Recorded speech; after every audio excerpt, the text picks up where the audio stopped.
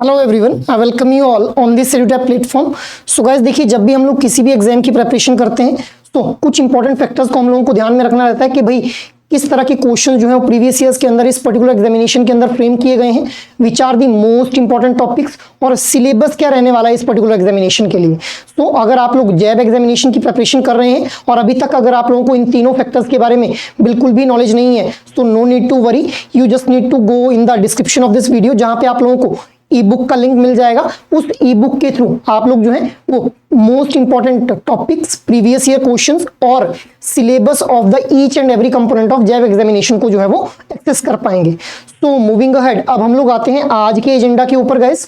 तो देखिए, हमारा आरबीडब्ल्यूएम एग्जामिनेशन जो है वो बहुत ही नजदीक आ चुका है। अब इस शॉर्ट ड्यूरेशन ऑफ टाइम में हम लोगों को मैक्सिमम क्वेश्चंस प्रैक्टिस करने हैं गाइस। तो आज के इस सेशन में हम लोग मोस्ट रिपीटेड क्वेश्चंस को जो है वो प्रैक्टिस करेंगे। मोस्ट रिपीटेड क्वेश्चंस का पार्ट 1 आज की इस वीडियो में हम लोग डिस्कस कर रहे हैं, जहां पे मैं आप लोगों के साथ मोस्ट रिपीटेड क्वेश्चंस को डिस्कस करूंगा, जो कि प्रीवियस साइकिल्स के अंदर बार बार रिपीट होते हुए क्वेश्चंस हम लोगों को दिखे हैं। उन्हीं क्वेश्चंस को जो है आज हम लोग डिस्कस करने वाले हैं। So let's get started with the session guys. तो first question is, the advantages of retail banking include, your options are risk is less as the client base is large, income is relatively more as the spread is more, stable model with less volatility, या फिर option D none of the above itself। अब देखिए, यहाँ पे advantages को लेकर के जो है वो क्वेश्चन फ्रेम किया गया है। सो रिटेल बैंकिंग की एडवांटेजेस को लेकर के आप लोगों को लगभग हर साइकिल के अंदर जो है वो क्वेश्चन देखने के लिए मिलेगा। अब देखिए, ऑप्शन जब भी हम लोगों ने क्वेश्चन को अटेम्प्ट करना है तो हम लोगों ने क्या कुछ ध्यान में रखना है कि भाई पूछा क्या जा रहा है, एडवांटेजेस पूछी जा रही हैं, डिसएडवांटेजेस पूछी जा रही है, मतलब क्वेश्चन को पहले हम लोगों ने ध्यान से पढ़ना है।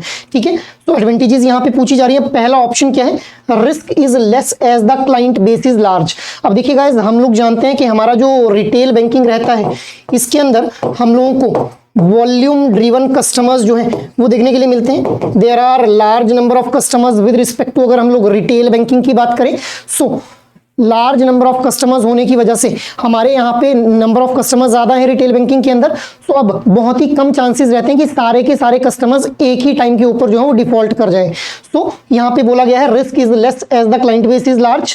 Next statement is income is relatively more as the spread is more. अब देखिए, इनकम यहाँ पे किसकी इनकम की बात की जा रही है, बैंक के लिए इनकम की बात की जा रही है कि भाई बैंक की इनकम जो है वो रिटेल बैंकिंग वाले सेक्टर में ज्यादा रहती है, क्योंकि यहाँ पे स्प्रेड इज मोर। अब यहाँ पे स्प्रेड का मतलब क्या है गाइस, देखिए स्प्रेड का मतलब क्या है कि देखिए जो इंटरेस्ट रेट के बीच में स्प्रेड देखने के लिए मिलता है, क्योंकि यहाँ पे हमारा जो रिटेल बैंकिंग सेक्टर रहता है, रिटेल बैंकिंग के अंदर जो क्वांटम ऑफ लोन रहता है, that quantum of loan is very less in number. ठीक है, मतलब स्मॉल अमाउंट के लोन जो है वो यहाँ पे लिए जाते हैं कस्टमर्स के द्वारा, जबकि यहाँ पे जो डिपॉजिट्स किए जाते हैं वो उनका जो क्वांटम रहता है, उनका भी जो डिपॉजिट्स रहते हैं उनका क्वांटम भी हम लोगों को काफी लो देखने के लिए मिलता है, मतलब स्मॉल अमाउंट के डिपॉजिट्स यहाँ पे किए जाते हैं। अब देखिए, डिपॉजिट्स जब भी एक इंडिविजुअल कस्टमर के द्वारा किए जाते हैं तो उसके ऊपर उसको कुछ रेट ऑफ इंटरेस्ट जो है वो प्रोवाइड किया जाता है बाय द बैंक इटसेल्फ। ठीक है, अब बैंक के द्वारा जो रेट ऑफ इंटरेस्ट यहाँ पे प्रोवाइड किया जा रहा है और जो लोन है, लोन के ऊपर कस्टमर पे करता है rate of interest to the bank itself. तो इन दोनों के बीच का जो डिफरेंस रहता है that is very much large, क्योंकि लोन चाहे छोटा हो चाहे बड़ा हो, क्वांटम में रेट ऑफ इंटरेस्ट तो हमारा सेम ही रहेगा वहां पे, जबकि यहाँ पे जो हमारा डिमांड डिपॉजिट्स रहते हैं या फिर डिपॉजिट्स रहते हैं उनके ऊपर बहुत ही कम रेट ऑफ इंटरेस्ट जो है प्रोवाइड किया जाता है। सो दैट इज वाई ये जो दोनों रेट ऑफ इंटरेस्ट हैं इनके बीच का जो डिफरेंस रहता है that is very much large in number. तो इसीलिए यहाँ पे यही बोला गया है कि spread is more in case of retail banking itself. Next statement हम लोग डिस्कस कर लेते हैं, stable model with less volatility. अब देखिए guys, stable model with less volatility का मतलब क्या है, हम लोग देख पाते हैं कि हमारा जो बिजनेस साइकिल रहता है उस बिजनेस साइकिल के अंदर हम लोगों को जो है वो दो तरह के फेजेस देखने के लिए मिलते हैं। पहला फेज रहता है बूम फेज, दूसरा फेज रहता है रिसेशन फेज। अब कई बार हमारी जो मार्केट रहती है वो बूम फेज के अंदर रहती है, कई बार हमारी जो मार्केट रहती है that is in the recession phase itself. अब रिटेल बैंकिंग की अगर बात की जाए तो यहाँ पे ये स्टेटमेंट बोल रही है कि भाई रिटेल बैंकिंग में चाहे बूम फेज हो चाहे वो रिसेशन वाला फेज हो, बहुत ज्यादा डिफरेंस जो है वो हम लोगों को कस्टमर्स की डिमांड के अंदर देखने के लिए नहीं मिलता है। तो यही बोला जा रहा है stable model with less volatility. Option D is all of the above. So what should be the right answer for this particular question? The right answer will be option number D itself. चारों की चारों statement जो बिल्कुल सही दी गई है यहाँ पे। मैंने ऑलरेडी आप लोगों को बताया कि क्लाइंट बेस जो रहता है हमारा रिटेल बैंकिंग के अंदर, it is volume driven customer base हमारा रहता है, तो लार्ज नंबर ऑफ कस्टमर्स होने की वजह से जो रिस्क रहता है वो काफी कम रहता है रिटेल बैंकिंग में। That is why this statement is correct. Next statement is income is relatively more as the spread is more. अब स्प्रेड इज मोर ऑलरेडी मैंने आप लोगों को बताया, क्योंकि इंटरेस्ट जो बैंक के द्वारा दिया जा रहा है ऑन द सेविंग्स अकाउंट या फिर डिमांड डिपॉजिट्स, और जो बैंक रिसीव कर रहा है in the form of loan के ऊपर जो इंटरेस्ट बैंक को आ रहा है फ्रॉम द कस्टमर, इसके बीच में काफी ज्यादा गैप हम लोगों को देखने को मिलता है। इसी को क्या बोला जा रहा है? स्प्रेड इज मोर बोला जा रहा है। तो अगर इसके बीच में गैप ज्यादा हो तो अल्टीमेटली इनकम भी जो है वो बैंक के लिए ज्यादा हो जाएगी। Next is stable model with less volatility. Already मैंने आप लोगों को बताया कि भाई हमारा जो रिटेल बैंकिंग वाला सेक्टर रहता है, इसके अंदर जो कस्टमर्स रहते हैं उनकी डिमांड बहुत ही स्टेबल रहती है, तो इसीलिए क्या बोला जा रहा है? स्टेबल मॉडल बोला जा रहा है इसको with the less volatility. Volatility का मतलब क्या है कि बहुत ही कम चेंज हम लोगों को देखने के लिए मिलता है कस्टमर्स की डिमांड के अंदर, ठीक है, जिस वजह से ये जो है वो स्टेबल मॉडल बोला गया है इस रिटेल बैंकिंग वाले मॉडल को। So I hope it is clear कि why option D is the right one. Moving ahead, अब हम लोग डिस्कस कर लेते हैं सेकंड क्वेश्चन को। The business model followed by banks for retail banking is. अब बिजनेस मॉडल के रिगार्डिंग यहाँ पे क्वेश्चन फ्रेम किया गया है। तो your options are strategic business unit approach, departmental approach, integrated approach, या फिर any one of the above itself. So देखिए हम लोगों को रिटेल बैंकिंग के अंदर तीन तरह के जो है वो बिजनेस मॉडल्स फॉलो होते हुए देखने को मिलते हैं। तो उसी के रिगार्डिंग यहाँ पे जो है वो क्वेश्चन फ्रेम किया गया है। So what should be the right answer है? The right answer will be option number D itself. अब देखिए तीनों ऑप्शंस के बारे में हम लोग थोड़ा डिस्कस कर लेते हैं। Strategic business unit approach, strategic business unit approach के अंदर हम एक ऑर्गेनाइजेशन को जो है वो डिवाइड कर देते हैं into various strategic business units, SBU1, SBU2 और SBU3। एग्जाम्पल के तौर पे मैं यहाँ पे बता रहा हूँ आप लोगों को, strategic business unit 1, strategic business unit 2 और स्ट्रेटेजिक बिजनेस यूनिट 3। मतलब हम लोगों ने यहाँ पे ये जो हमारा ऑर्गेनाइजेशन थी, इस ऑर्गेनाइजेशन को डिवाइड कर दिया on the basis of various verticals या फिर बिजनेस लाइंस, ठीक है। तो इसको हम लोगों ने क्या बोल दिया? स्ट्रेटेजिक बिजनेस यूनिट अप्रोच बोल दिया। अब यहाँ पे ये जो स्ट्रेटेजिक बिजनेस यूनिट अप्रोच है, this strategic business unit approach is being followed by most of the private sector banks, ठीक है, और जो हमारे न्यू जनरेशन प्राइवेट बैंक्स हैं उनके द्वारा भी इस स्ट्रेटेजिक बिजनेस यूनिट अप्रोच को जो है वो फॉलो किया जाता है। Next approach is departmental approach. अब देखिए गाइस, यहाँ पे भी एक ऑर्गेनाइजेशन को, ये जो ऑर्गेनाइजेशन है, इस ऑर्गेनाइजेशन को डिवाइड तो किया जाएगा but not on the basis of multiple verticals या फिर बिजनेस लाइंस, ठीक है। हाँ, यहाँ पे इस ऑर्गेनाइजेशन को डिवाइड किया जाएगा on the basis of functions itself. Functions के बेसिस के ऊपर जो है ऑर्गेनाइजेशन को डिवाइड कर दिया जाएगा in the departmental approach. Functions जैसे हम लोग जानते हैं कि ऑर्गेनाइजेशन के अंदर फाइनेंस डिपार्टमेंट रहता है, ठीक है, सेल्स डिपार्टमेंट रहता है, मार्केटिंग डिपार्टमेंट रहता है, HR डिपार्टमेंट रहता है। तो अलग अलग फंक्शन जो है ये डिपार्टमेंट परफॉर्म कर रहे हैं। तो इस अप्रोच को क्या बोला गया है? डिपार्टमेंटल अप्रोच बोला गया है। अब मोस्ट ऑफ दी जो पब्लिक सेक्टर बैंक्स हैं उनके द्वारा ये डिपार्टमेंटल अप्रोच जो है वो फॉलो की जाती है। गाइज, इस तरह से भी क्वेश्चन फ्रेम हो सकता है यहाँ से कि भाई जो पब्लिक सेक्टर बैंक्स हैं वो कौन से बिजनेस मॉडल को फॉलो करते हैं। तो कौन से मॉडल को फॉलो कर रहे हैं? वो डिपार्टमेंटल अप्रोच वाले मॉडल को फॉलो कर रहे हैं। Next approach is integrated approach. अब देखिए गाइज, इंटीग्रेटेड अप्रोच क्या है? इंटीग्रेटेड अप्रोच नाम से ही समझ आ रहा है कि ये जो स्ट्रेटेजिक बिजनेस यूनिट अप्रोच और जो डिपार्टमेंटल अप्रोच है, इनका कंबाइंड वर्जन हम लोगों को इंटीग्रेटेड अप्रोच में देखने के लिए मिलता है, जहां पे सोशियो, आप लोगों ने कीवर्ड ध्यान में रखना है भाई, इसका इंटीग्रेटेड अप्रोच के लिए जो कीवर्ड रहेगा that will B socio economic approach जो है वो यहाँ पे फॉलो की जाती है। सोशियो इकोनॉमिक अप्रोच को जो है वो फॉलो किया जाता है with respect to integrated approach. और कौन से बैंक्स के द्वारा जो वो इस इंटीग्रेटेड अप्रोच को फॉलो किया जा रहा है? जैसे मैंने आप लोगों को बताया, स्ट्रेटेजिक बिजनेस यूनिट अप्रोच जो है वो फॉलो की जा रही है by the private sector banks, departmental approach is being followed by the public sector banks, और इंटीग्रेटेड अप्रोच जो है ये फॉलो की जाती है by the small business banks, small financial banks rather I would say, small financial banks के द्वारा जो है इंटीग्रेटेड अप्रोच को फॉलो किया जाता है। सो आई होप ये तीनों जो बिजनेस मॉडल्स हैं now it is clear to you. Moving ahead, अब हम लोग बात कर लेते हैं नेक्स्ट क्वेश्चन के बारे में। The suitability of the business model और approach for a bank depends upon corporate strategy only, business objectives only, business mix only, या फिर all of the above itself. तो ये अभी जो मैंने आप लोगों को बिजनेस मॉडल्स बताए, इन्हीं बिजनेस मॉडल्स को लेकर के कौन से बिजनेस मॉडल को ऑप्ट करना चाहिए कौन से ऑर्गेनाइजेशन को, ये किसके ऊपर डिपेंड करता है, इसी के रिगार्डिंग यहाँ पे क्वेश्चन फ्रेम किया गया है। So what should be the right answer here for this particular question?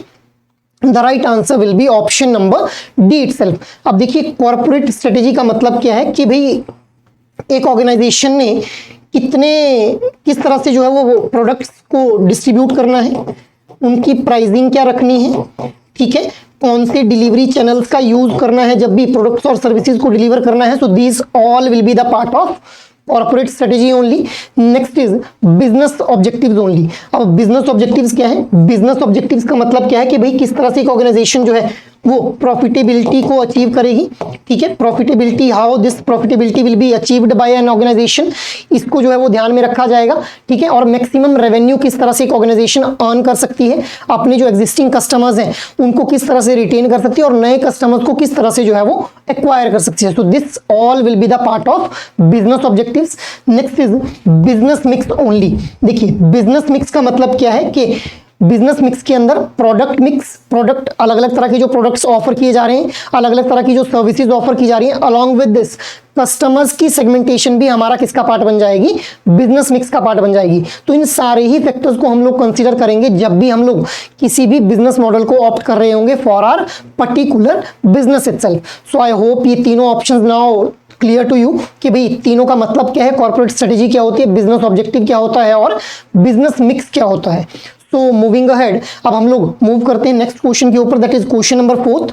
The implementation model followed by the banks for retail banking includes horizontally organized model, vertically organized model, predominantly vertically organized model and predominantly horizontally organized model itself. So your options are 1 and 2 only, 2 and 3 only, 2, 3 and 4 only, 1, 2, 3 and 4 itself. तो यहाँ पे अब implementation models के regarding question frame किया गया है।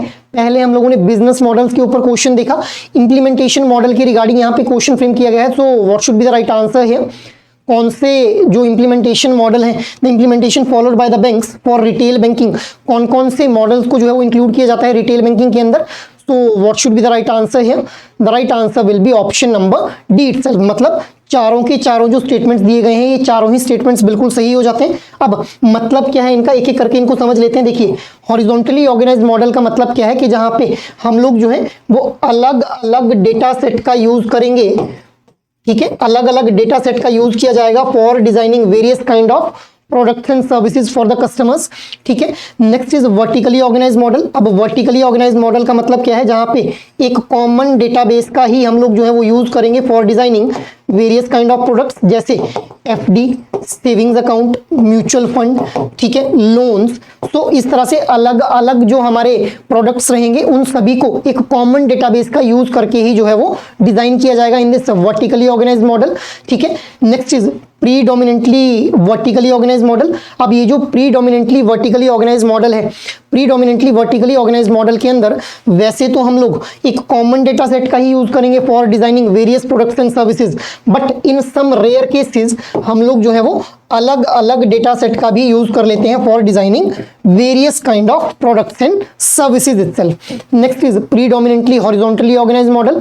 अब देखिए प्रीडोमिनेंटली हॉरिजॉन्टली ऑर्गेनाइज्ड मॉडल के अंदर हम लोग वैसे तो अलग अलग डेटा सेट का यूज करके ही अलग अलग प्रोडक्ट्स और सर्विसेज को डिजाइन करेंगे, but in some rare cases we will be using the common database for designing some products and services. So ये मैंने आप लोगों को चारों इंप्लीमेंटेशन मॉडल जो थे वो एक्सप्लेन कर दिए। आई होप नाउ ये चारों इंप्लीमेंटेशन मॉडल्स आप लोगों को क्लियर है, क्योंकि इस तरह से भी क्वेश्चन फ्रेम हो सकता है कि भाई हॉरिजॉन्टली ऑर्गेनाइज्ड मॉडल के कैरेक्टरिस्टिक्स क्या हैं या फिर वर्टिकली ऑर्गेनाइज्ड मॉडल के कैरेक्टरिस्टिक्स क्या हैं।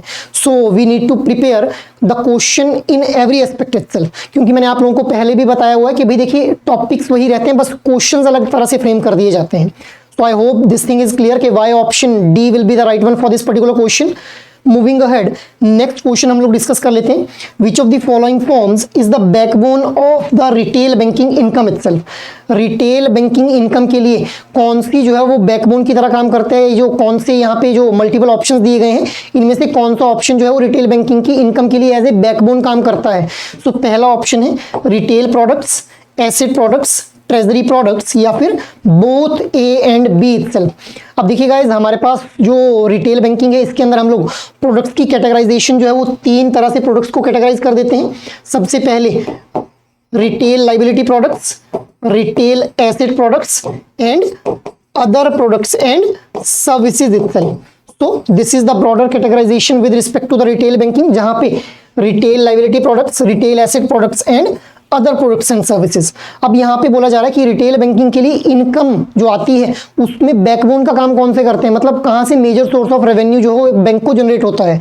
तो देखिए गाइस, रिटेल लाइबिलिटी प्रोडक्ट्स की अगर बात की जाए तो रिटेल लाइबिलिटी प्रोडक्ट्स का पार्ट बनते हैं हमारे कौन कौन से प्रोडक्ट्स आएंगे रिटेल लाइबिलिटी प्रोडक्ट्स के अंदर, जैसे डिमांड डिपॉजिट्स, ठीक है, और टर्म डिपॉजिट्स। तो these will be the part of retail liability product. अब ये क्यों हमारे रिटेल लाइबिलिटी प्रोडक्ट का पार्ट बनेंगे, क्योंकि देखिए जब भी डिमांड डिपॉजिट्स जो है वो ओपन अप किए जाते हैं, जैसे सेविंग्स अकाउंट जो है ओपन अप किया जाता है या फिर एफडी वगैरह ओपन अप की जाती है by the customer with the bank, तो उस केस में बैंक के द्वारा जो है एक रेट ऑफ इंटरेस्ट प्रोवाइड किया जाता है टू द कस्टमर, ठीक है, एक रेट ऑफ इंटरेस्ट जो है वो बैंक के द्वारा कस्टमर को प्रोवाइड किया जाएगा। अब बिकॉज देयर इज, ये बैंक से there is outflow of income, ठीक है, आउटफ्लो ऑफ इनकम हम लोगों को देखने के लिए मिल रहा है। So that is why these will be the liabilities for the bank. तो रिटेल लाइबिलिटी प्रोडक्ट हो गए हमारे। Next is retail asset products. अब रिटेल एसेट प्रोडक्ट्स की अगर बात की जाए तो मेजरली हम लोग इनके अंदर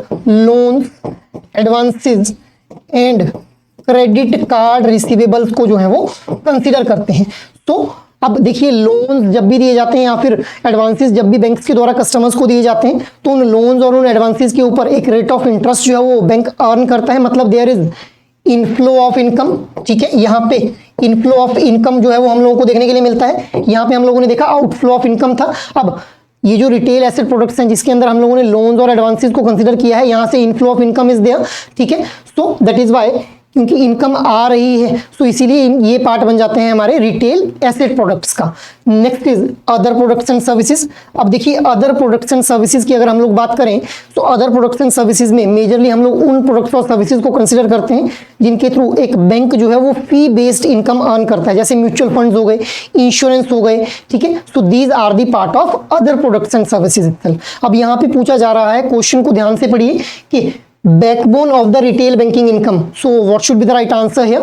The right answer will be option number B itself, that is asset products will be the right one. क्यों जो है वो एसेट प्रोडक्ट इनकम के मामले में बैकबोन की तरह काम कर रहा है? अभी मैंने आप लोगों को बताया कि रिटेल एसेट प्रोडक्ट्स के अंदर हम लोग लोन्स और एडवांसेस को कंसीडर करते हैं, तो क्योंकि इनके थ्रू एक बैंक को जो है वो इनकम अर्न हो रही है, सो इसीलिए ये हमारे क्या बन जाते हैं, एसेट प्रोडक्ट्स बन जाते हैं, और these are the backbone for the retail banking income itself. I hope now it is clear कि why option B is the right one. Moving ahead, next हम लोग बात कर लेते हैं नेक्स्ट क्वेश्चन के बारे में। Under which category sale of insurance products fall? Insurance products जो हैं, अगर हम लोग इंश्योरेंस प्रोडक्ट्स की बात करें तो कौन सी कैटेगरी में रहते हैं? अभी मैंने आप लोगों को बताया कि 3 कैटेगरी ऑफ प्रोडक्ट्स हम लोगों को देखने को मिलते हैं with respect to retail banking. So पहला ऑप्शन है retail liability product, retail asset product and third party products itself, या फिर none of the above itself. So what should be the right answer here?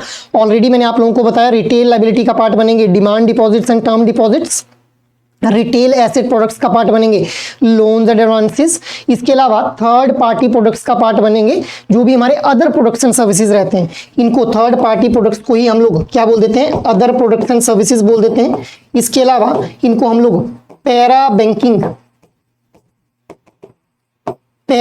Products and services भी बोल देते हैं। So these are the third party products. So what should be the right answer here? The right answer will be option number C itself. I hope this thing is quite clear to you all कि why option C is the right one. Moving ahead, next question हम लोग discuss कर लेते हैं। Out of the following which is the definition of the profitability? अब देखिए guys, profit और profitability से लगभग हर बार आप लोगों को अपने एग्जाम के अंदर क्वेश्चन देखने के लिए मिलेगा। तो प्रॉफिटेबिलिटी की डेफिनेशन के रिगार्डिंग क्वेश्चन पूछा गया है। Your options are profitability is the measure of an organization's profit relative to its expense. Option B is it compares how much a profit company makes compared with the overall revenue and cost. Option C is profitability is the measure of efficiency and ultimately it measures the success or failure itself, या फिर option D that is all of the above itself. अब देखिए guys, profit और profitability को हम लोग बहुत ही interchangeably use कर लेते हैं, but there is a thin difference, ठीक है। सो उसी के रिगार्डिंग यहाँ पे क्वेश्चन जो है वो फ्रेम किया गया है। अब what should be the right answer here for this particular question? Profitability के रिगार्डिंग जो डेफिनेशन बेस्ड क्वेश्चन है, इसका सही आंसर क्या होना चाहिए? The right answer will be option number D itself. मतलब तीनों ही स्टेटमेंट्स जो है वो बिल्कुल सही दी गई हैं। अब देखिए, profitability is a measure of an organisation's profit relative to its expense. It compares how much profit a company makes compared with its overall revenue and cost. It is a measurement of efficiency and ultimately it's a success. It's the measure of success and failure itself. अब इसको हम लोग एक example के through मैं आप लोगों को यहाँ पे समझाने की कोशिश करता हूँ। सपोज एक ऑर्गेनाइजेशन है ए ऑर्गेनाइजेशन, दूसरी ऑर्गेनाइजेशन है बी ऑर्गेनाइजेशन। अब ए ऑर्गेनाइजेशन के द्वारा 100 रुपीज का जो था वो इनकम अर्न किया गया, ठीक है। इसमें से 100 रुपीज इसका रेवेन्यू था, इसमें से 70 रुपए जो थे वो इसने खर्च कर दिया, एक्सपेंडिचर रहा, तो प्रॉफिट कितना निकल के आ गया? 30 रुपीज जो था वो प्रॉफिट निकल के आ गया। अब यहाँ पे दूसरी ऑर्गेनाइजेशन है, ऑर्गेनाइजेशन बी, जिसका प्रॉफिट तो 30 रुपीज ही है, बट इसका यहाँ पे जो है वो एक्सपेंस कितना है? 50 रुपीज, ठीक है। और यहाँ पे इसकी जो इनकम थी वो कितनी थी? 80 रुपीज। अब आप लोग खुद देखिए कि एक ऑर्गेनाइजेशन है जिसने 30 रुपए प्रॉफिट कमाया 100 रुपीज इनकम के बाद और 70 रुपए खर्च करने के बाद। दूसरी ऑर्गेनाइजेशन है जिसने सेम वही 30 रुपीज प्रॉफिट अर्न कर लिया, बट इसने खर्च कितने किए? 50 रुपीज, और इसकी इनकम कितनी थी? 80 रुपीज। सो कंपेरेटिवली दोनों ऑर्गेनाइजेशंस में अगर देखा जाए, which organisation will be considered more efficient? Obviously organisation B. तो प्रॉफिटेबिलिटी हम लोगों को बताती है कि भाई हम लोग जो है वो कितना खर्चा कर रहे हैं और कितना प्रॉफिट हम लोग उसके ऊपर अर्न कर पा रहे हैं in a relative manner itself. यही सारी ये जो मैंने आप लोगों को अभी एग्जांपल के थ्रू बताया, इन्हीं चीजों को जो है वो यहाँ पे स्टेटमेंट फॉर्म में आप लोगों के सामने लिखा गया है कि भाई profitability is a measure of an organisation's profit relative to its expense. कितना एक्सपेंस किया और कितना जो है वो इसका प्रॉफिट रहा। Next statement is it compares how much profit a company makes compare to its overall revenue and cost. Already मैंने आप लोगों को ये चीज बताई। Option C is profitability is the measure of efficiency. तो हम लोग देख पा रहे हैं ऑप्शन, ये जो हमारी ऑर्गेनाइजेशन बी है, it is more efficient in comparison to the organisation A itself. That is why option D will be the right one here. Moving ahead, next question अब हम लोग डिस्कस कर लेते हैं। Out of the following which one is not a measure of profit itself? Profit का measure कौन सा नहीं है? तो हम लोगों को रिटेल बैंकिंग के अंदर हम लोग पढ़ते हैं कि हमारे पास 3 तरह के प्रॉफिट जो हम लोगों को देखने के लिए मिलते हैं। अब इनमें से कौन सा जो है वो उन मेजर ऑफ प्रॉफिट का पार्ट नहीं बनता है? First option is gross profit, operating profit, netted profit and net profit. So what should be the right answer here? The right answer will be option number C itself, that is netted profit. Netted profit नाम की कोई भी term नहीं रहती है। हमारे पास 3 तरह के प्रॉफिट रहते हैं, ग्रॉस प्रॉफिट, ऑपरेटिंग प्रॉफिट और नेट प्रॉफिट। अब ग्रॉस प्रॉफिट क्या होता है? ग्रॉस प्रॉफिट इज जो आपकी टोटल सेल्स है, ठीक है। टोटल सेल्स में से आप लोग कॉस्ट ऑफ गुड्स सोल्ड को जब सब्ट्रैक्ट कर देंगे, so you will be getting the gross profit. Next is operating profit. अब देखिए ऑपरेटिंग प्रॉफिट क्या होता है? ग्रॉस प्रॉफिट में से जब आप लोग अपने ऑपरेटिंग, जो आप लोगों के ऑपरेटिंग एक्सपेंसेस रहते हैं, उन ऑपरेटिंग एक्सपेंसेस को जब आप लोग सब्ट्रैक्ट कर देंगे, so you will be getting the operating profit. Next is net profit. अब देखिए नेट प्रॉफिट क्या रहता है? जब भी आप लोग अपने ऑपरेटिंग प्रॉफिट में से इंटरेस्ट और जो टैक्सेस आप लोगों ने पे करने हैं, इनको सब्ट्रैक्ट कर देंगे, so you will be ultimately getting the net profit itself. So guys यहाँ से gross profit, operating profit, net profit, इनका आप लोगों ने ये सिंपल ये फॉर्मूलाज रहते हैं, इन फॉर्मूलाज को आप लोगों ने ध्यान में रखना है। और यहाँ से आप लोगों से जो है वो क्वेश्चंस हर बार आप लोगों को एग्जाम के अंदर देखने के लिए मिलेगा। कभी डायरेक्टली पूछ लेगा कि भाई ग्रॉस प्रॉफिट का फॉर्मूला क्या है, नेट प्रॉफिट का फॉर्मूला क्या है, या फिर न्यूमेरिकल बेस्ड क्वेश्चन पूछ लेगा। आपको वैल्यूज दी रहेंगी, आपको वैल्यूज सिंपली इन फॉर्मूलाज के अंदर जो है वो पुट ऑन करनी रहेंगी, ठीक है। So I hope it is clear कि why option C is the right one for this particular question. Moving ahead, next question हम लोग डिस्कस कर लेते हैं। Increasing staff productivity is one of the most important tools to increase the branch profitability out of the following which is not true. अब देखिए जो हमारा staff रहता है, जो एम्प्लॉयज रहते हैं, उनकी अगर प्रोडक्टिविटी बढ़ जाती है, सो इससे अल्टीमेटली जो हमारी ब्रांच है उसकी प्रॉफिटेबिलिटी बढ़ जाएगी, उसकी एफिशिएंसी बढ़ जाएगी। तो इसके रिगार्डिंग यहाँ पे कुछ स्टेटमेंट्स दी गई हैं, इनमें से कौन सी स्टेटमेंट जो सही नहीं है, ठीक है। It reduces process cost, clearly defined expectations and scorecards, improved motivation and reward system, technology alone is sufficient to increase the staff productivity. तो ये बहुत ही जनरल सा क्वेश्चन है आप लोगों के सामने, जो कि आप लोग एक बेसिक कॉमन सेंस लगा करके भी आंसर कर सकते हो, ठीक है। सो बताइए भाई, what should be the right answer for this particular question? The right answer will be option number D itself, that is technology alone is sufficient to increase the staff productivity. ऐसा नहीं है भाई, सिर्फ technology की help से ही हम लोग जो है अपने स्टाफ की प्रोडक्टिविटी को एनहांस नहीं कर सकते हैं। We need to keep in mind the humanistic factor as well, कि भाई जो इंप्लॉइज हैं those are also the human beings, और उनको किस तरह से जो है वो एक अच्छा एनवायरनमेंट प्रोवाइड किया जा सकता है जिससे उनकी प्रोडक्टिविटी एनहांस हो। उनको कौन कौन से टूल्स, अपग्रेडेड, देखिए टेक्नोलॉजी, हालांकि technology is one of the component जिसकी वजह से हमारे स्टाफ की प्रोडक्टिविटी बढ़ जाएगी, but it is not only sufficient. It यहाँ पे लिखा गया है ना, technology alone is sufficient, so that is why this statement is the incorrect one. अब आप लोगों ने देखिए यहाँ पे देखेंगे नॉट ट्रू पूछा गया है। भाई जब भी आप लोग क्वेश्चन पढ़ें तो आप लोगों ने ये चीज ध्यान में रखनी है कि नॉट ट्रू पूछ रहा है, करेक्ट पूछ रहा है, इनकरेक्ट पूछ रहा है, मतलब क्वेश्चन जिस अकॉर्डिंग फ्रेम किया गया है उसी अकॉर्डिंग आपका आंसर रहना चाहिए। क्योंकि कई बार क्या होता है कि हम लोग जल्दबाजी के चक्कर में क्वेश्चन को ढंग से नहीं पढ़ते हैं और फिर आंसर गलत कर देते हैं, ठीक है। So I hope it is clear कि why option D will be the right one for this particular question. Moving ahead, next question is what is usually the quantum of loan granted in case of housing loan itself. तो housing loan के case में जो generally हम लोग देखते हैं quantum of loan कितना रहता है। क्वांटम ऑफ लोन मतलब कितना मैक्सिमम अमाउंट ऑफ लोन जो है वो ग्रांट किया जा सकता है। So your options are 24 to 36 times the monthly, 36 to 48 times the monthly, 48 to 60 times the monthly income, या फिर none of the above itself.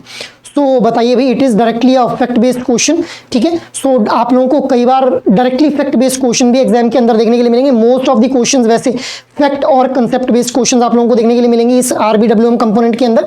So बताइए what should be the right answer for this particular question guys? The right answer will be option number C itself, that is 48 to 60 times the monthly income. एक individual जो कि housing loan लेना चाह रहा है, generally उसकी जो monthly income है उसका 48 to 60 टाइम्स जो है उसको लोन ग्रांट किया जा सकता है। इसी तरह से अगर हम लोग बात करें कि पर्सनल लोन भी हमारा रहता है, ठीक है, व्हीकल लोन भी रहता है, ठीक है। तो जो व्हीकल लोन रहता है उस केस में हमारा जो एनुअल इनकम है उसको हम लोग कंसीडर करते हैं कि एक इंडिविजुअल की जितनी एनुअल इनकम है उसका 4 टाइम्स जो है वो उसको लोन ग्रांट किया जा सकता है in case of vehicle loan, ठीक है। So I hope this thing is clear कि why option C is the right one. देखिए guys, this is directly a fact based question.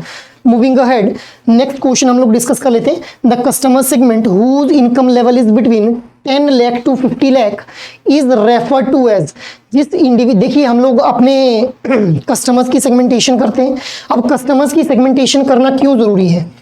देखिए जब भी कस्टमर्स को हम लोग सेगमेंटेशन करते हैं कस्टमर्स की, तो उस सेगमेंटेशन के थ्रू हम लोग जो है वो कस्टमर्स की जो नीड्स रहती हैं उनको एक प्रॉपर वे में असेस कर पाते हैं और फिर उनकी नीड के अकॉर्डिंग ही उनको जो प्रोडक्ट और सर्विसेज हैं उनको प्रोवाइड कर दिए जाते हैं।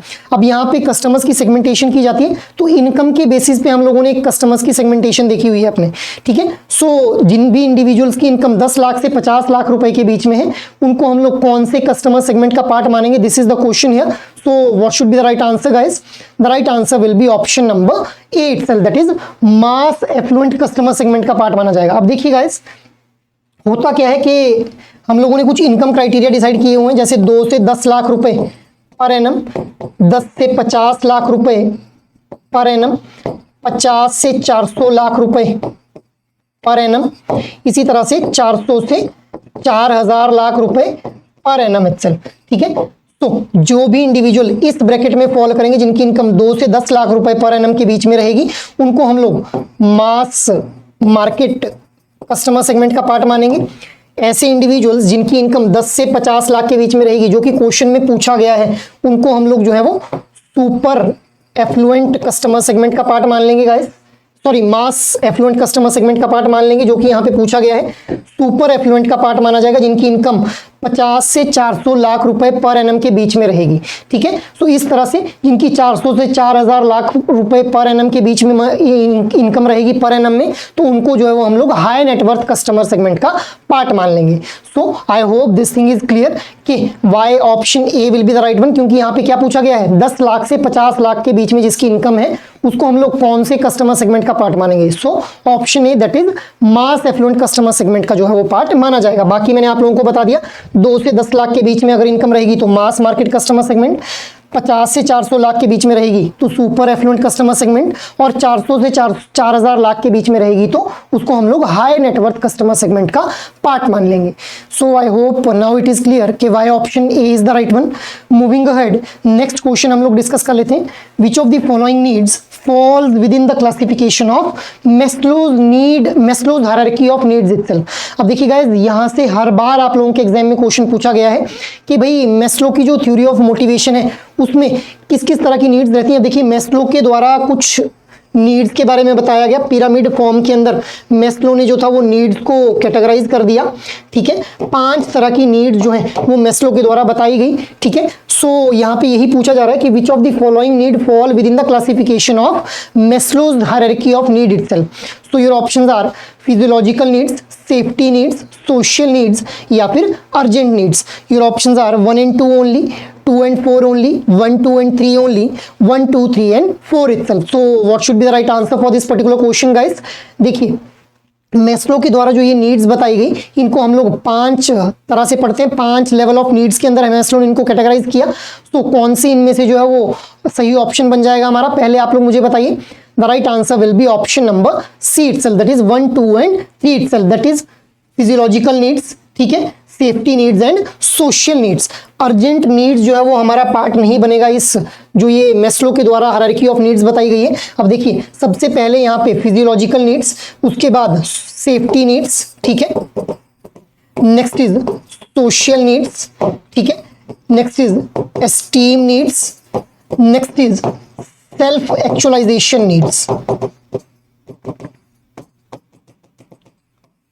तो these are the 5 kind of needs जो कि मैस्लो के द्वारा बताई गई। अब यहाँ पे फिजियोलॉजिकल नीड्स क्या है, बेसिक नीड्स, जैसे रोटी कपड़ा मकान को हम लोग जो है वो फिजियोलॉजिकल नीड्स के अंदर कंसीडर कर लेते हैं। अब जब एक इंडिविजुअल रोटी कपड़ा मकान सिक्योर कर लेता है उसके बाद वो नेक्स्ट लेवल ऑफ नीड को अचीव करता है, दैट इज सेफ्टी नीड्स, जहाँ पे वो अपने लिए एक सेफ जॉब जो ढूंढने लग जाता है। Next level of need is social needs.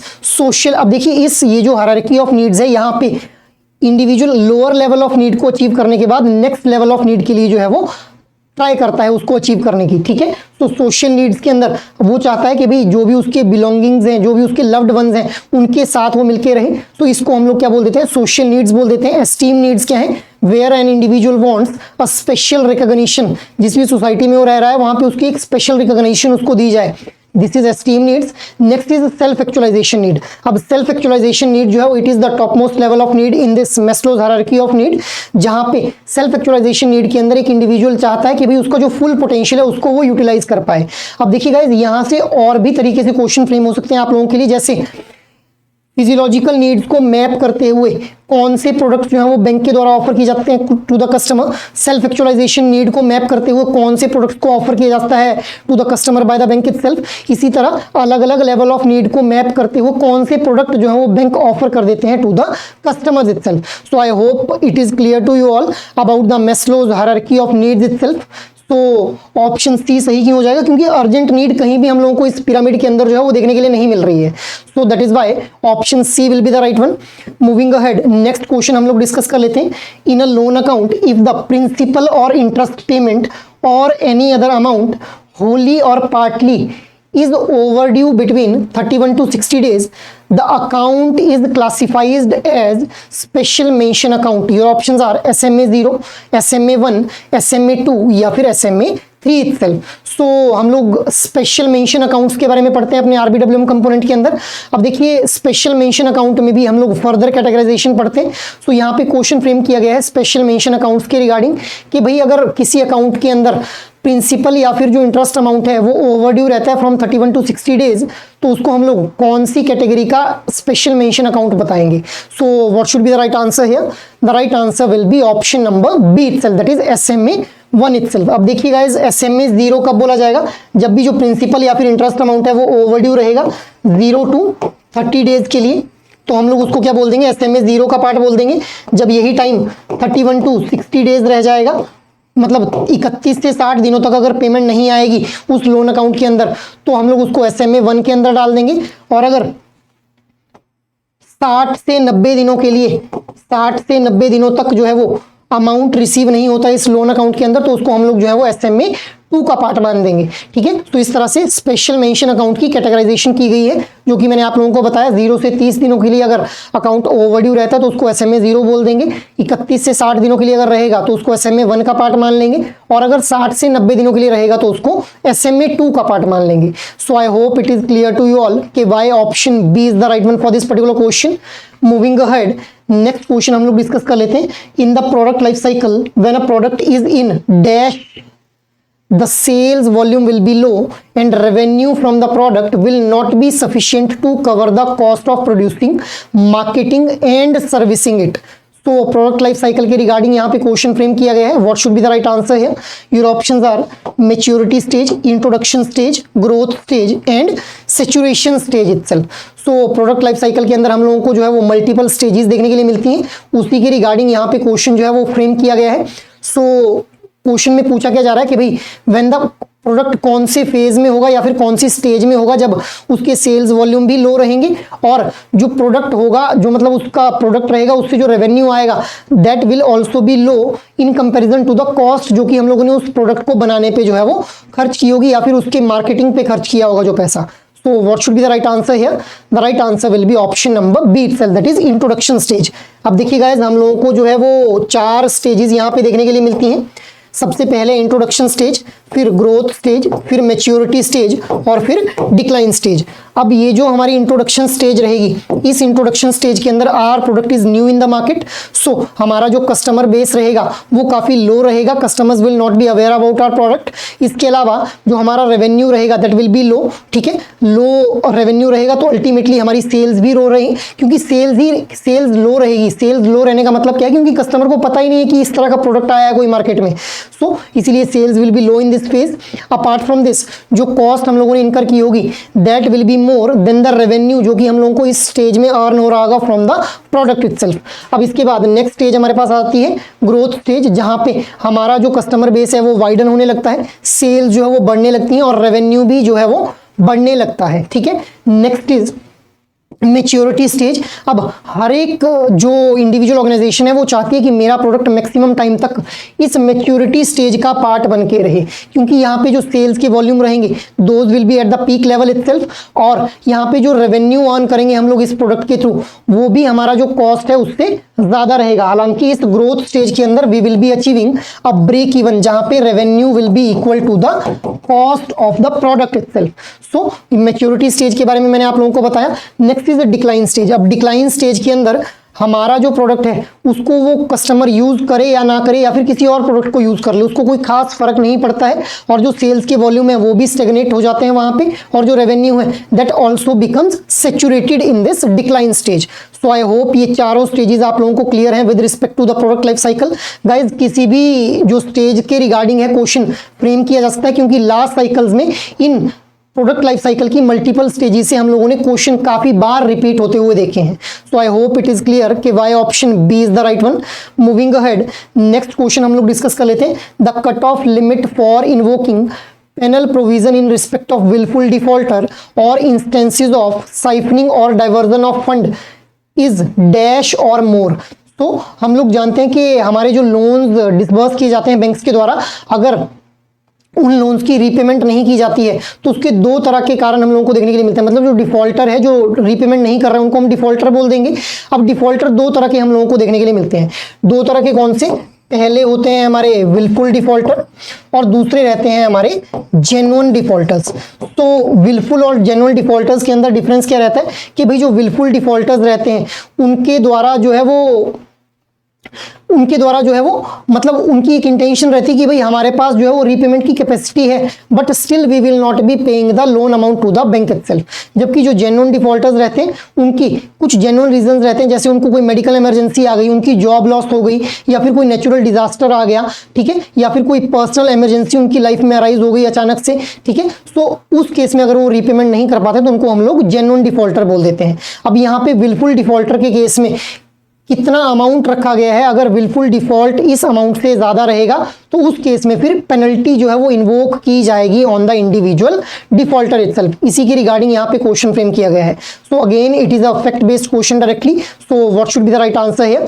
The right answer will be option number C, that is 25 lakh जो है वो लिमिट रखी गई है कि अगर 25 लाख से ज्यादा तक का जो है वो हम लोग 25 लाख से ज्यादा का अगर अमाउंट रहता है in case of wilful default, तो उस केस में फिर पेनल्टी जो है वो इन्वोक की जाएगी on the defaulter itself. So I hope it is clear कि विलफुल डिफॉल्टर और जेन्युइन डिफॉल्टर में क्या डिफरेंस रहता है।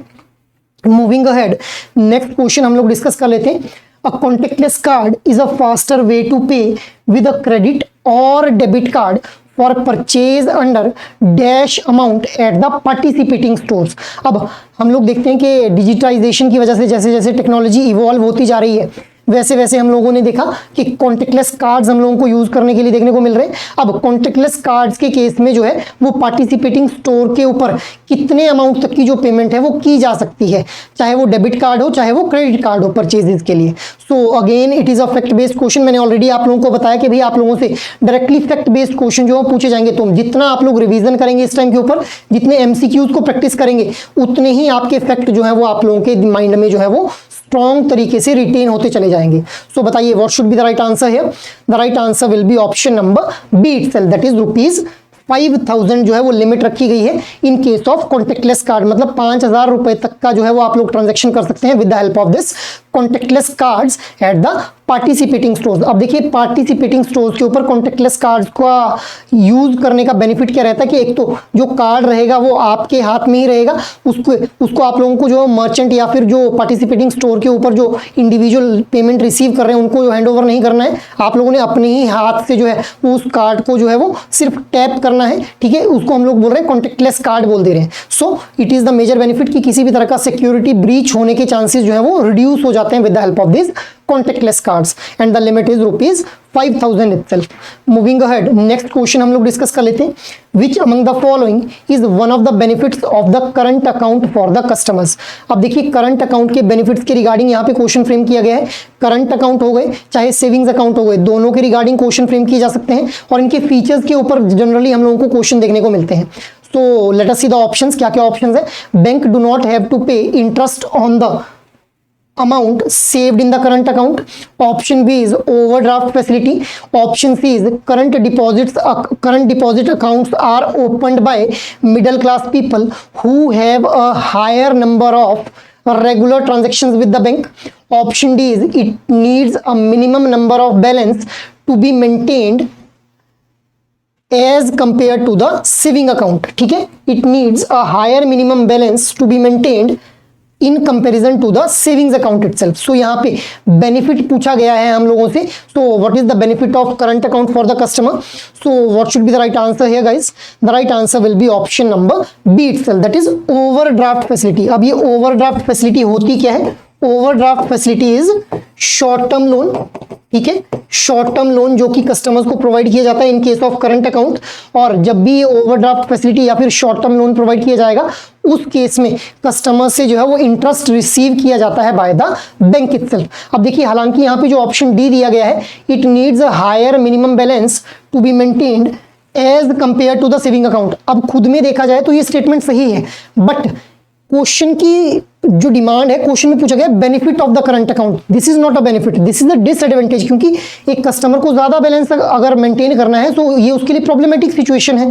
बट एक्चुअल में अगर इस स्टेटमेंट को इंडिविजुअली देखा जाए तो हाँ, करंट अकाउंट के अंदर ज्यादा मिनिमम जो है वो एक अमाउंट जो मेंटेन करना पड़ता है in comparison to the savings account itself. That is why option B will be the right one here. Moving ahead, next question हम लोग देख लेते हैं।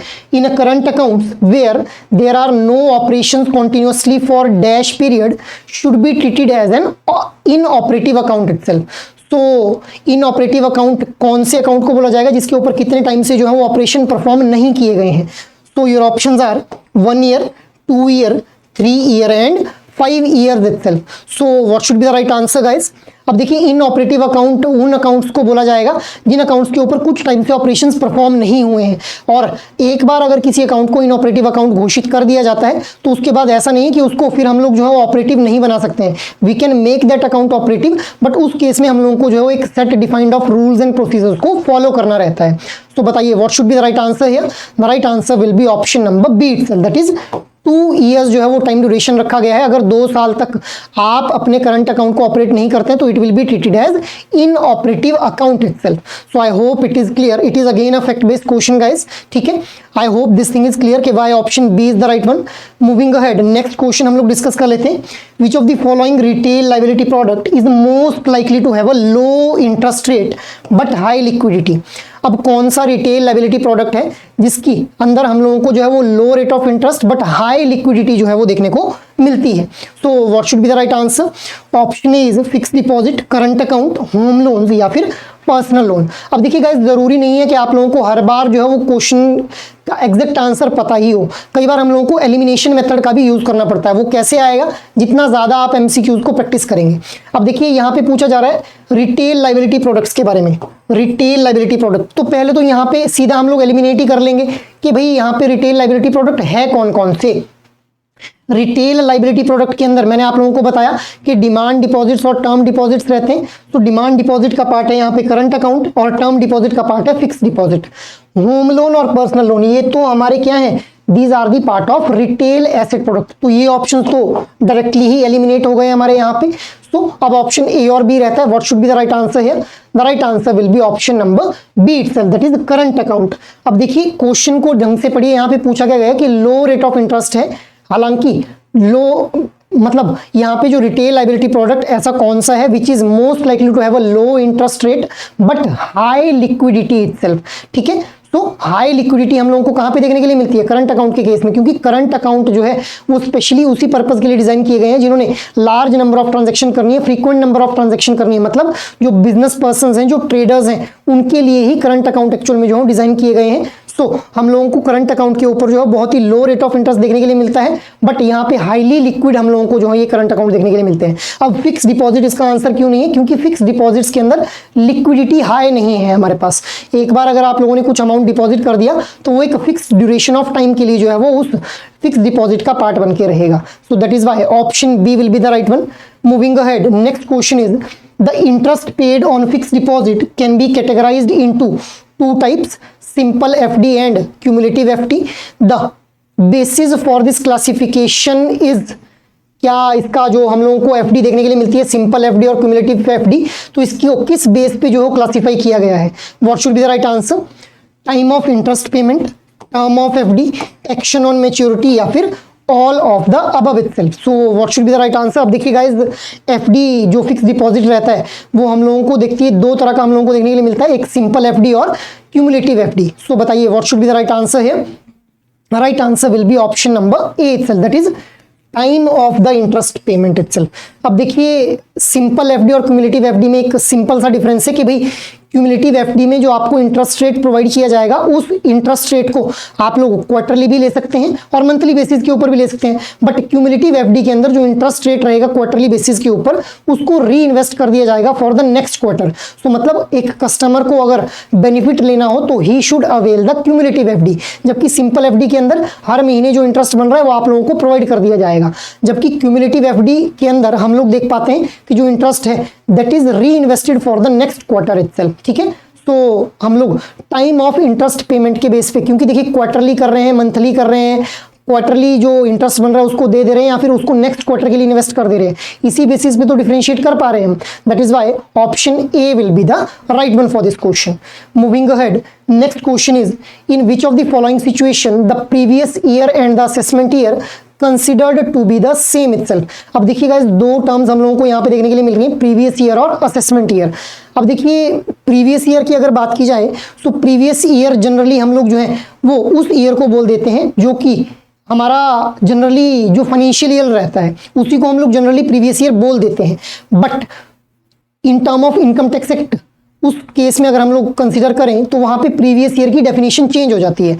अब यहाँ पे असेसमेंट ईयर क्या होता है, देखिए गाइस, असेसमेंट देखिए जब भी एक इंडिविजुअल के द्वारा जो इनकम अर्न की जाएगी, तो जिस ईयर में इनकम को अर्न किया जाएगा उस ईयर को हम लोग बोल देंगे फाइनेंशियल ईयर, ठीक है। अब जिस ईयर के अंदर उस इनकम के ऊपर टैक्स को असेस किया जाएगा उस ईयर को हम लोग बोल देंगे असेसमेंट ईयर, ठीक है। तो ये हम लोगों ने पहले समझा फाइनेंशियल ईयर और असेसमेंट ईयर के बारे में। अब यहाँ पे पूछा गया प्रीवियस ईयर के बारे में, तो जनरली असेसमेंट ईयर से जो पीछे वाला साल होता है उसी को हम लोग क्या बोल देते हैं, प्रीवियस ईयर बोल देते हैं। बट कुछ केसेस ऐसे रहते हैं जहां पे प्रीवियस ईयर और जो असेसमेंट ईयर है वो सेम रहते हैं, उसी के रिगार्डिंग यहाँ पे क्वेश्चन फ्रेम किया गया है। Your statements are income from the shipping business in India in case of non residents. Statement 2 is assessment of income from a business which has been discontinued. Statement 3 is assessment of a person suspected to transfer their property to avoid the tax liability itself. So कौन से cases के अंदर जो है वो previous year और जो assessment year है वो दोनों ही सेम रहेंगे। वैसे तो मैंने अभी आप लोगों को बताया कि भाई यहाँ पे असेसमेंट ईयर से पीछे वाला जो ईयर रहता है उसी को हम लोग प्रीवियस ईयर बोलते हैं, बट कुछ सिनेरियोज ऐसे रहते हैं जहाँ पे असेसमेंट ईयर और फाइनेंशियल ईयर असेसमेंट ईयर और जो प्रीवियस ईयर है वो दोनों ही सेम हो जाते हैं। सो what should be the right answer here, 1 and 2 only, 2 and 3 only, 1 and 3 only, 1, 2 and 3 itself. सो बताइए भाई what should be the right answer here, the right answer will be option number D itself. तीनों ही जो statements दी गई हैं तीनों ही cases में जो है वो हमारा जो प्रीवियस ईयर रहेगा और जो असेसमेंट ईयर रहेगा वो सेम रहेगा। So that is Y option D will be the right one here. Moving ahead, next question हम लोग डिस्कस कर लेते हैं। What does the acronym TREADS stands for in context of trade finance and receivable management। अब देखिए guys, acronym based question भी काफी बार आप लोगों से एग्जाम के अंदर पूछे जाते हैं। तो बताइए TREADS की एक्रोनिम क्या रहेगा, मतलब TREADS की फुल फॉर्म क्या रहेगी। Option is transparent revenue enhancement development system, option B is transactional revenue exchange and discounting system, option C is trade receivable discounting system, option D is trade related economic electronic data security itself. So बताइए, it is again a directly a fact based question, what should be the right answer here, the right answer will be option number C itself, that is trade receivable discounting system जो है वो हमारा सही answer बन जाएगा। अब देखिए ये ट्रेड्स है क्या है, इस ट्रेड्स प्लेटफॉर्म के थ्रू जो हमारे micro small and medium enterprises हैं उनको फाइनेंस प्रोवाइड करवाने का काम किया जाता है। मतलब जो भी उनकी फाइनेंस के रिगार्डिंग जो रिक्वायरमेंट रहती है, जो उनको फंड बेस्ड रिक्वायरमेंट रहती है, उसको फुलफिल किया जाता है with the help of this trades platform itself. Moving ahead, next question हम लोग डिस्कस कर लेते हैं। फॉर प्रधानमंत्री जीवन Jyoti Bima Yojana what is the annual premium amount that a member is required to pay itself. अब देखिए हमारे पास जो आरबीडब्ल्यूएम कंपोनेंट है हमारा, यहाँ पे हम लोग 3 तरह की जो योजनाएं इनको पढ़ते हैं, प्रधानमंत्री जीवन ज्योति बीमा योजना, प्रधानमंत्री सुरक्षा बीमा योजना और Atal pension Yojana itself. So premium के रिगार्डिंग यहाँ पे क्वेश्चन फ्रेम किया गया है। It is again directly a fact based question guys. So what should be the right answer here, the right answer will be option number B itself, that is 436 rupees per annum will be the premium here. अब इसी तरह से जो मैंने आप लोगों को अभी बताया कि भाई प्रधानमंत्री सुरक्षा बीमा योजना भी हम लोगों को देखने के लिए मिलती है, ठीक है। तो प्रधानमंत्री सुरक्षा बीमा योजना की अगर मैं बात करूं तो प्रधानमंत्री सुरक्षा बीमा योजना के अंदर कितना जो है वो प्रीमियम दिया जाता है, ₹20 इज द प्रीमियम, ठीक है। पर एनम जो है वो ₹20 will be given as a premium.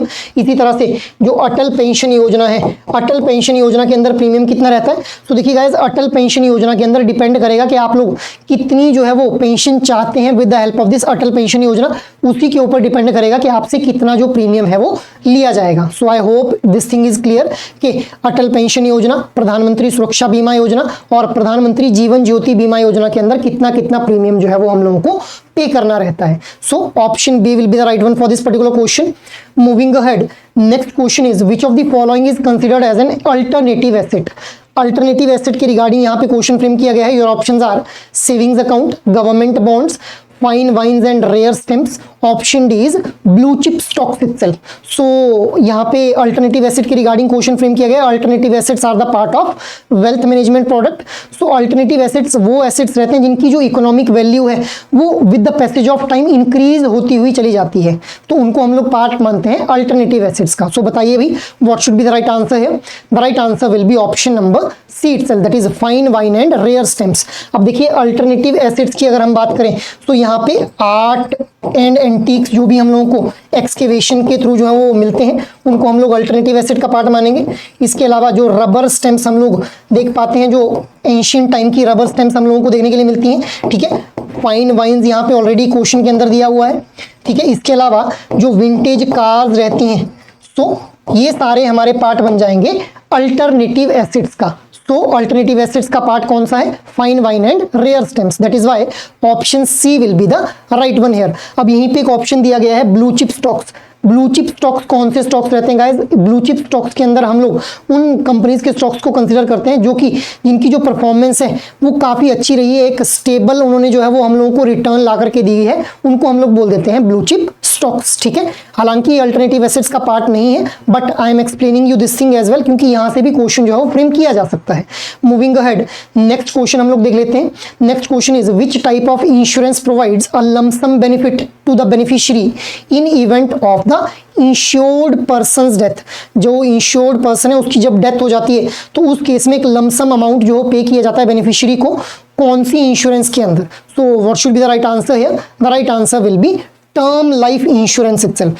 Term life insurance के थ्रू हम लोग देख पाते हैं कि जब भी एक इंडिविजुअल की डेथ हो जाती है तो उसके बाद एक लमसम अमाउंट जो है बेनिफिशियरी को पे कर दिया जाता है, ठीक है। हालांकि अगर एक इंडिविजुअल ने जैसे मान लो 20 साल के लिए जो है वो टर्म इंश्योरेंस लिया हुआ है, अब 20 साल में इंडिविजुअल सही है, उसकी डेथ वगैरह नहीं होती है, तो ऐसा नहीं है कि 20 साल के बाद कोई भी मॉनिटरी बेनिफिट उसको नहीं दिया जाएगा। इन case of this term insurance, term life insurance के केस में कोई भी मॉनिटरी बेनिफिट नहीं दिया जाएगा अगर टर्म कंप्लीट हो जाता है, बट हाँ अगर इंडिविजुअल की डेथ हो जाती है तो उस केस में फिर लमसम अमाउंट जो है वो प्रोवाइड किया जाता है। So guys this is all for this particular session. आज की सेशन में हम लोगों ने 25 मोस्ट इंपॉर्टेंट क्वेश्चंस को डिस्कस किया which are being repeated in the previous cycle questions itself, ठीक है। अब इन क्वेश्चंस को मैंने आप लोगों के साथ डिस्कस कर लिया, बट स्टिल अगर अभी आप लोगों को लग रहा है कि यार कुछ क्वेश्चंस नए हैं, कुछ पुराने हैं और हमें जो है वो कुछ टॉपिक्स हम लोगों ने सुने ही नहीं है, तो आप लोग जो है वो इसके लिए एडुटैप जो है वो आप लोगों की हेल्प करने के लिए बिल्कुल एकदम रेडी है। एडुटैप के द्वारा आप लोगों के लिए कुछ कोर्सेज जो है वो लॉन्च किए गए हैं। Let me show you those courses.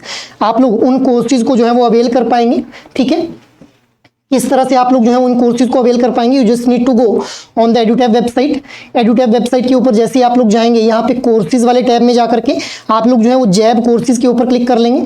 सो आप लोग इस तरह से एक विंडो के अंदर लैंड कर जाएंगे जहाँ पे आप लोगों को जैब एग्जाम के लिए जो है वो बैंकर्स कैप्सूल कोर्स दिख रहा होगा। अब इस बैंकर्स कैप्सूल कोर्स के थ्रू आप लोग जो है वो रिकॉर्डेड वीडियोस आप लोग जो है वो अवेल कर पाएंगे, जहाँ पे आप लोग 20-20 घंटे के एक रिकॉर्डेड वीडियो सेशंस देख पाएंगे और जहाँ पे आप लोग अपने पूरे कंपोनेंट को जो है वो होलिस्टिकली कवर अप कर पाएंगे। इसके अलावा अगर आप लोग चाहते हैं कि भाई हम लोगों को जो है वो लाइव क्लासेस अटेंड करनी है, तो उस केस में सुपर क्रैश कोर्स जो है वो आप लोगों के लिए लाया गया है बाय द एडुटैप इटसेल्फ, जहाँ पे इस सुपर क्रैश कोर्स के अंदर आप लोगों को live classes, concept note, solved PYQs और फुल लेंथ मॉक टेस्ट जो है वो प्रोवाइड किए जा रहे हैं। तो आप लोग जो है वो इन पर्टिकुलर कोर्सेज को रेफर कर सकते हैं गाइस, ठीक है। इन पर्टिकुलर कोर्सेज को आप लोग रेफर कर सकते हैं अपनी प्रिपरेशन को एक सही डायरेक्शन में लेकर के जाने के लिए, या फिर आप लोग कॉन्फिडेंट महसूस नहीं कर रहे हैं, so after availing these courses you can feel a bit more confident with respect to your preparation itself. So that is all from my side for this particular video. Thank you.